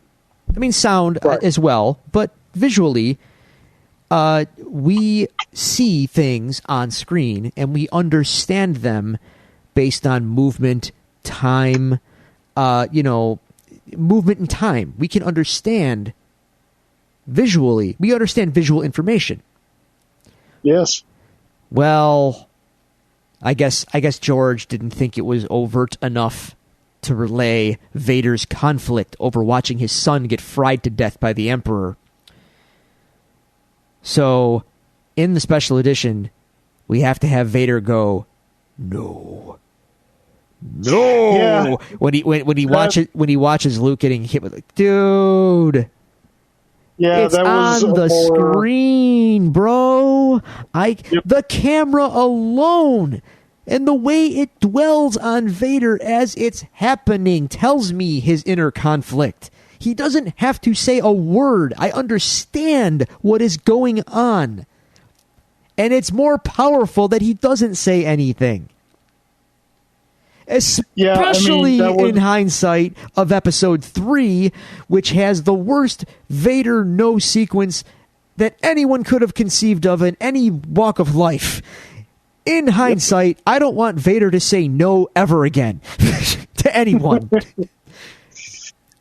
Yeah, that was a more recent addition to it, and I fully agree with you there. Just unnecessary for all the reasons you mentioned. But finally, Drew, I believe the modern parlance is justice for Yub Nub. Dude, what's wrong with Yub Nub? Yub Nub is great. I'm even like, I'm saying this as someone who is kind of on the Ewoks. Yub Nub rules. Yub Nub is great. So they decide to extend the ending sequence of Return of the Jedi, revisiting all the worlds that, well, not all, but most of the worlds that have been visited throughout the film, showing the celebration of the defeat of the Emperor and whatnot. We go to, Tatooine, we go to Cloud City, we go to, in later editions, we go to Naboo and Coruscant. And it's just like, it doesn't make sense. No. That these celebrations are instantaneously happening.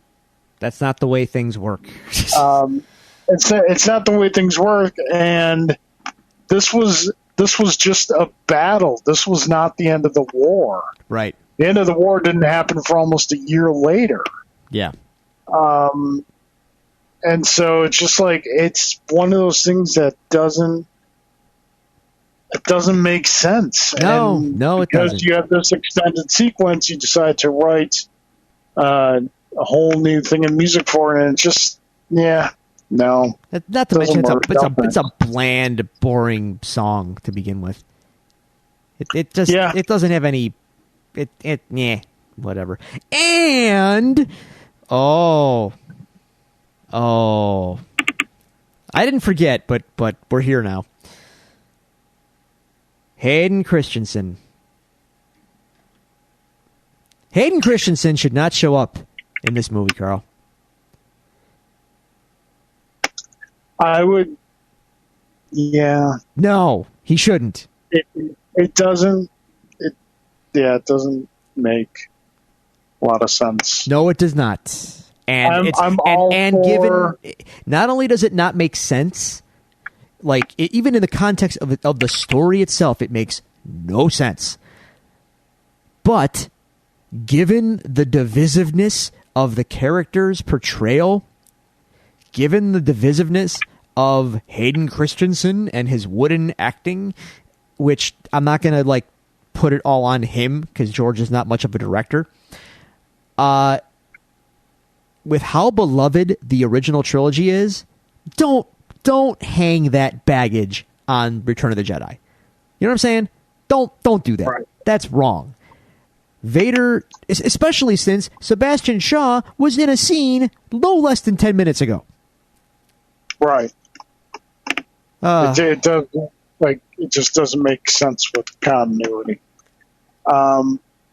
Yeah, don't get me wrong. I'm all for.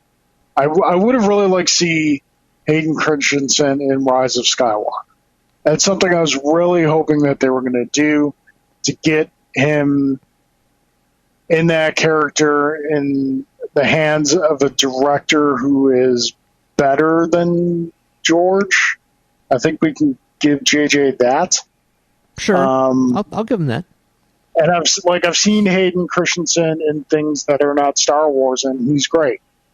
So I'm putting 90% of that performance on George. But yeah, it doesn't make sense. So yeah, the special editions, as far as they go, definitely the most jarring one with no change that I can get behind. Episode 4 and episode 5 both have changes that I can get behind that I'm okay with.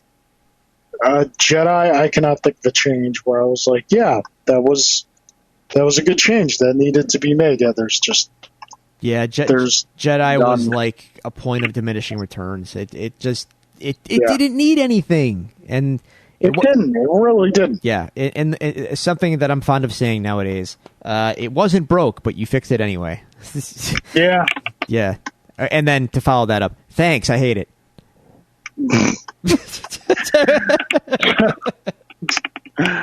So I think that pretty much covers Jedi, unless there's anything you can think of that we haven't really touched on. I guess the only other thing I would say about Return of the Jedi, and I didn't, when you're a kid, you know this, but you don't understand it. You can't articulate it. You don't you don't have the words or to put it into. You don't know how to describe it. As an adult, I do. Man, watching Jedi back to back after watching Empire Strikes Back is, from a filmmaking perspective, jarring.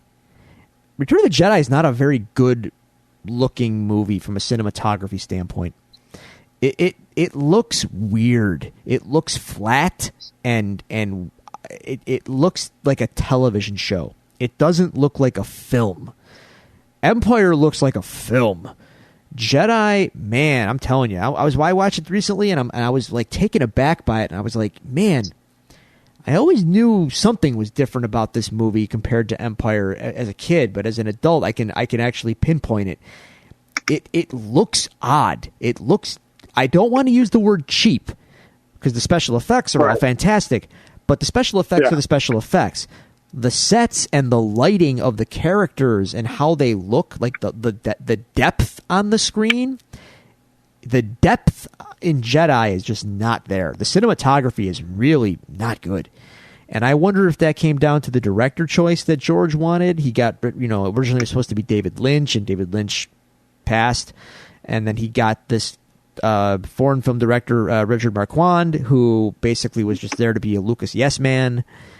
And Lucas apparently was on set every day, and I would imagine he had a lot more shots to call, whereas he did not appear on set under Irving Kershner for Empire.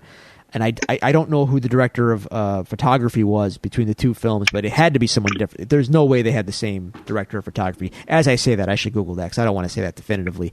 But yeah, but you know, like as I say it in your head, I know you're thinking about it, and it's like, yeah, it looks odd. Yeah.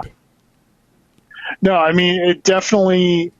I mean, obviously the scenes in the throne room are very cinematic. They're cool. The space battle in the end is incredibly cinematic and epic in scale. But no, I get what you're saying. Most other of it kind of has the framing and appearance of an episode of Doctor Who. Yeah. It just doesn't look. Yeah, I don't know. It just doesn't look right. I remember hearing that like David Lynch was supposed to pass on it, and all things being equal, probably for the better. But also Steven Spielberg was supposed to direct this one as well. But what could have been? There was a problem with the Directors Guild. He was having an issue with the Directors Guild on another project that prevented him from directing Jedi. Okay. Still to this day, I would love to see a Steven Spielberg directed Star Wars film. Just so you know that I wasn't talking out of my butt here. The Empire Strikes Back. The cinematographer was Peter Sushitsky, and Return of the Jedi was Alan Hume. So okay. There you go. They were different, and let me just go over their filmographies, and yeah, okay. I'll go ahead and say it. They're both they're comparable filmographies to a degree, but Empire is the better looking movie, so I guess it doesn't really matter, does it? I think it's very interesting, and I think it speaks to the legacy of Jedi, that Jedi is the film that your opinion changes on the most as you grow, whether it's going one way or another. Like Star Wars and Empire, you're typically just like, you love them, and that's what it is. Jedi, you kind of find yourself going back and forth on as you grow and as the palette develops a bit. Yeah, it's interesting like that. Again, I'm not calling Jedi a bad movie. I still love it. Yeah, it's part of Star Wars. I enjoy it. It's it's in. If I had to rank my top 5 Star Wars films, I'm not sure if. No, might not. Yeah, it's still in the top 5. That's definitely on the lower end spectrum. But yeah, it's still Star Wars, still great.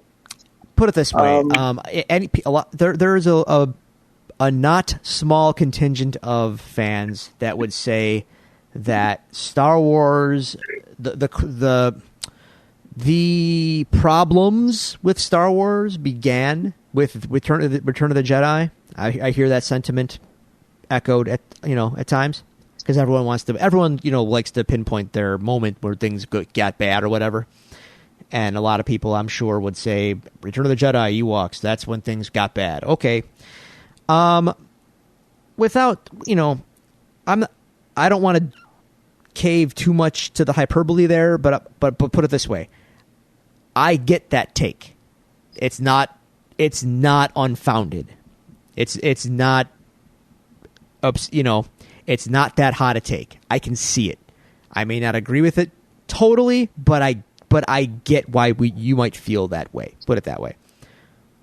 That said, I still like Return of the Jedi quite a bit, and I'm not saying that I feel that way. I'm just saying I get it. I get why one might feel that way. I don't agree with the take because, again, Lucas shut it down 2 years later for 10 years.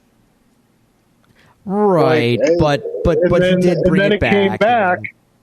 And what form did it, and what was the form that it was in when it came back? If you want, if you want to argue, if for the sake of argument, if your contention is that episode 1, because that's what we're kind of talking about, is like clearly a kid's film, then that person would say, well, yeah, did you see at Return of the Jedi? Like, did you see the Ewoks? They were there for the kids.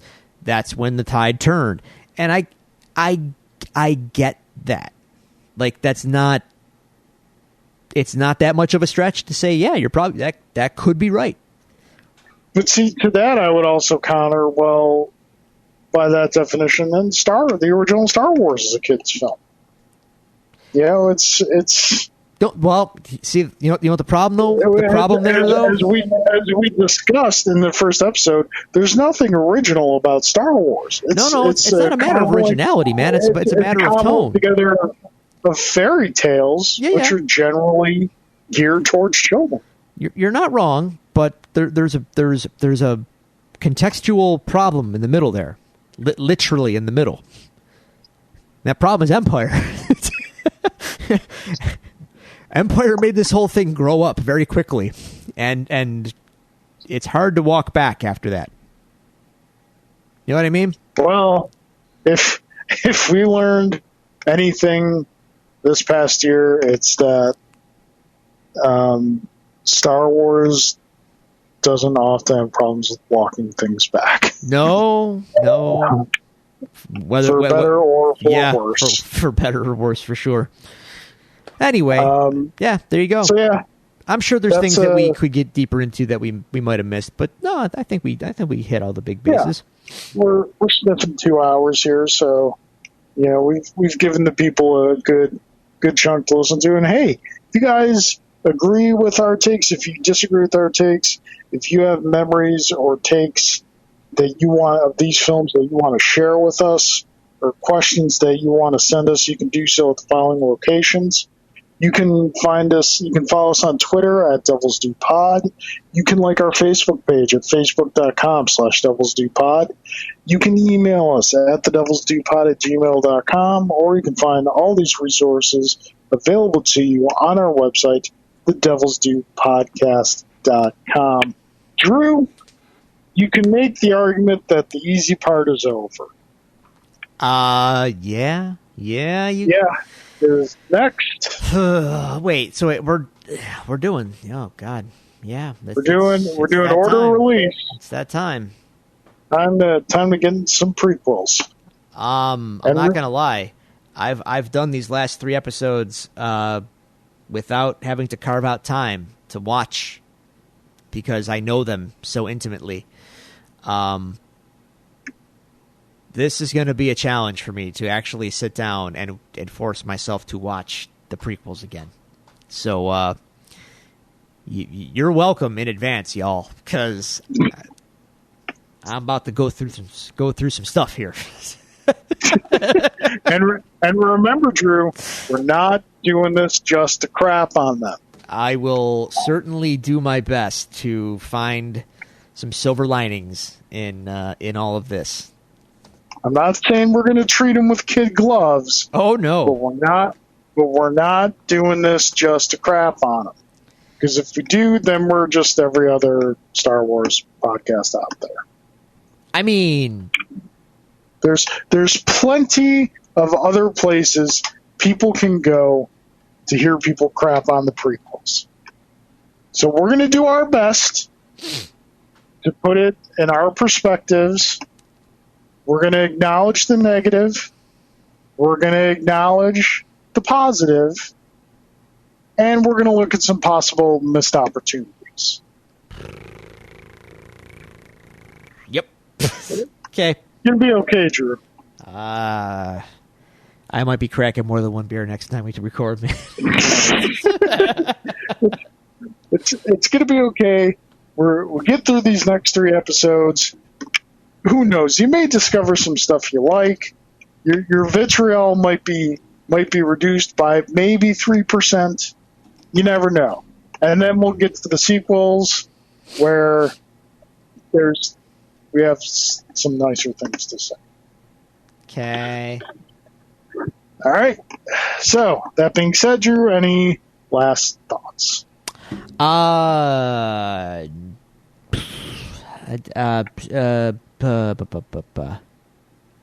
should be prepared for this, and I'm not. No, I'm good. Wash your hands. Stay inside. Yep. Stay safe. Hang tight, y'all. Well, we're gonna get through this just fine. We're gonna get theirs. Don't tell anyone about my little maneuver at the Battle of Tanab. I'd appreciate it. I don't like to brag about it. Just let's keep that under our hats, folks. Until next time, we love you guys. Stay safe. May the Force be with you.